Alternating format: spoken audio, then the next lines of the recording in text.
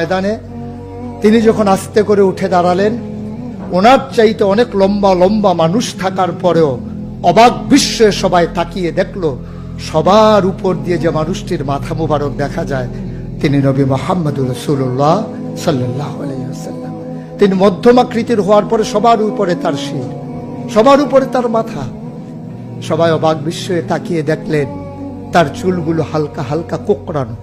তিনি কখনো বা যখন চুলের ভিতরে তৈল দিয়ে আছড়াতেন, অবাক বিস্ময়ে মানুষ তাকিয়ে দেখতেন, মনে হতো চুলের মাঝে যেন মৃদুমন্দ ঢেউ দেখা যায়।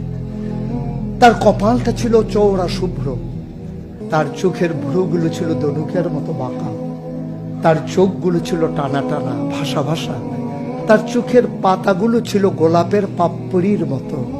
তিনি কখনো বা যখন চোখের পলক ফেলতেন, অবাক বিস্ময়ে মানুষ তাকিয়ে দেখতেন, মনে হতো মৃদুমন্দ